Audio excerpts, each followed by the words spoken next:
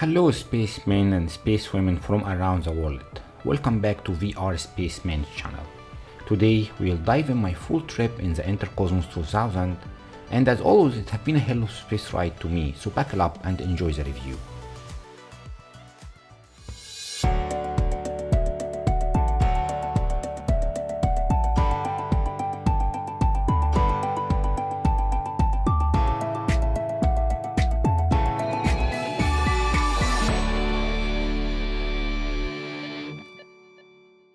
Interkosmos is an arcade spaceflight sim that was built from ground up to VR. Its developer, WideWorks, has a main mission in their mind, which is how to capture the feeling of being an astronaut in space. Everything in the game is designed to make you feel that you are in space. Objects will fly around you in zero-G, the views from your capsule are spectacular, and slowly your mind will get immersed in this wonderful handcrafted unique space travel experience. You start your journey as an astronaut on an international joint mission. You will have both US and the Soviet Union and mission controller interacting with you via the radio all the time. Your mission goal is to try and understand what happened to the International Space Station, and after a few minutes my space capsule, which became my home, took off towards my journey to the stars. My journey through Interkosmos was hard in the start. There are just too many systems that I need to take care of and ensure I don't die, and to be honest, I died a lot in the start. I had to keep my oxygen, CO2 and the capsule pressure levels in a check.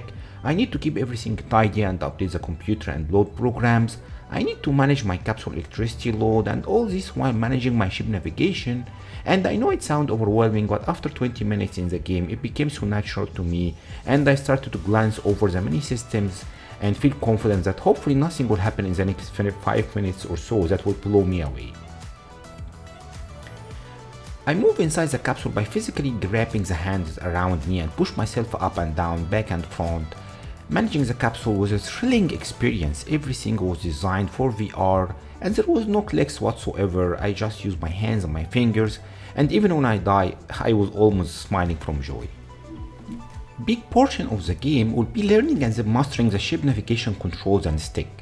Pushing the thruster make me feel I'm on a hot rocket going to the unknown, while using the handbrake to slow everything around me made my heart jump from my chest first time I used it. But the hardest thing in the game is docking. Docking will always start by aligning my ship and then climbing to the docking module and use the controls to dock. Docking is hard, but what an experience that was. Matching the International Space Station rotation speed while the ISS was rotating around Earth made me feel I am Cooper in an interstellar trying to dock with the Endurance. I was so busy trying to align the docking clamps to notice what's going on outside, but the sun glanced through my eyes and I looked up from the controls and I froze speechless from the beauty of the view. Interkosmos have a very nice and interesting story that I enjoyed every bit of it. There are mysteries and confusion, and you'll wonder if you'll ever make it back and what the hell is going on. The story evolves with every chapter of its 3 chapters, and there are many humor and political jokes that made me laugh, but the final chapter really blew my mind away.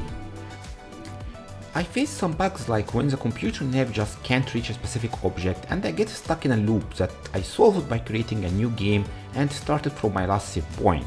Another one was getting one of my hands stuck in the docking module while I already moved on to the control module, and I solved this by just going back up and getting my hand. One last thing you need to be careful is that sometimes some of the air support systems and bulbs only work with one hand only at a time for some reason that I don't know, so just don't waste your time and use one hand at a time or you will die. Interkosmos music is simple. You are in a space, there is almost no music or sound effect except the beeping from the gauges and your computer, the sound effects, the hissing of your engine, and especially when you crash or hit a space object. But the radio on the other hand is your main link to the world, and you'll enjoy a hell of a show from the sound acting from Houston, Moscow, mission control, and many surprising characters that you'll meet on your journey, and all of them were really executed perfectly. The graphics in Interkosmos are basic. It's an arcade style game. I played on 72Hz and I set the render resolution to 0.8 on Quest 2, and I noticed that any higher than that it will start dropping frame rates, and I personally prefer smooth gameplay over graphics. But even so, at this low resolution setting, everything inside the ship was clear with no blur. Outside was a bit blurry, but it was still immersive enough for me to enjoy every single bit of the experience. After completing the main game, you can play it on simulation mode, which is a much more harder mode to challenge yourself even more, and there is an open sandbox, which is a nice touch from the developers. Overall, my time playing Interkosmos was very good. I had many adrenaline rush moments when I was just jumping like a monkey back and forth, checking programs, keeping everything aligned, listening to critical instructions from mission control, all of this while patching air tubes, replacing filters, fixing fuses and more. But it was full of magical moments in space, like getting closer to a space station or asteroid, or watching Earth rotate under me, then entering the atmosphere and land. These are great moments that any space fan should enjoy. Thank you so much for watching. If you enjoyed this review and want to see more VR space game reviews like this, then don't forget to hit that like button and subscribe to the VR Spaceman. Also, share your thoughts in the comments below. I would love to hear about your Interkosmos journey, and also suggest to me any other VR space game you would like me to review in the future.